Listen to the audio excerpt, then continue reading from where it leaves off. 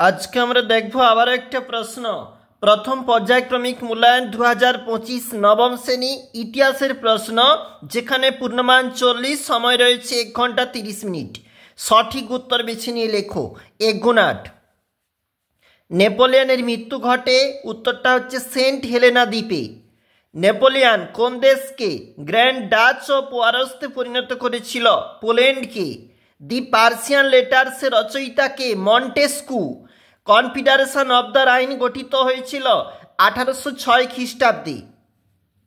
লেতর দা ক্যাসে হল এক প্রকার গ্রেপ্তারি পরোয়ানা।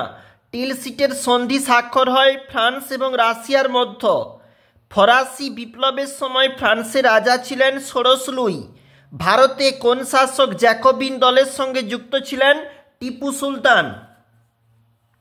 টাইথ কি বলেছে দেখো, টাইথটা হচ্ছে বিপ্লব পূর্ববর্তী ফ্রান্সের এক প্রকার ধর্মকর।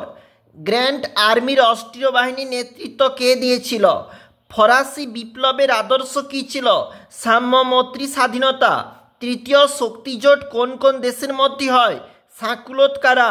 তোমরা অবশ্যই একটু প্রশ্নগুলো খুঁজে লিখবে বা পড়বে, কারণ এটা রয়েছে যারা লম্বা মোছা পত্র বা যে বস্ত্র রয়েছে তোমরা অবশ্যই দেখবে।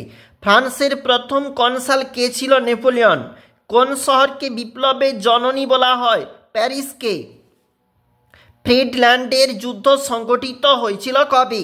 এরপরে যে প্রশ্ন বলেছে 2 নাম্বারের, টেনিস কোর্টের শপথ কি? ধর্মীয় মীমাংসা চুক্তি কি? কনকর্ডাট। নেপোলিয়নকে বিপ্লবের ধ্বংসকারী কেন বলা হয়? বাস্তিল দুর্গের পতনের গুরুত্ব কী ছিল? 18 বুমিয়ার ঘটনা কি? ভিভিআই। এরপরে চলে যাব 4 মার্কের জন্য, দেখো কি গুরুত্বপূর্ণ। ফ্রান্সকে ভ্রান্ত অর্থনীতি জাদুঘর কেন বলে? বাস্তিল দুর্গের পতন কি? উপদ্বীপের যুদ্ধে ফ্রান্সের বিপর্যয়ের কারণ লেখো, ভিভিআই পরীক্ষার জন্য। এছাড়াও চলে যাচ্ছি আবারও গুরুত্বপূর্ণ প্রশ্ন, দেখো কি বলেছে 8 নম্বরের জন্য। নেপোলিয়ন মহাদেশীয় অবরোধ ব্যবস্থার উদ্দেশ্য, এই উদ্দেশ্য ব্যর্থ হলো কিভাবে? ফরাসি বিপ্লবের কারণগুলি ব্যাখ্যা। জানিয়ে রাখবো দার্শনিকদের ভূমিকা ফরাসি বিপ্লবে। বিভিন্ন স্কুলে কমনের তালিকায় অবশ্যই দেখে যাবে। আমরা দেখছিলাম নবম শ্রেণী ইতিহাস ফার্স্ট ইউনিট।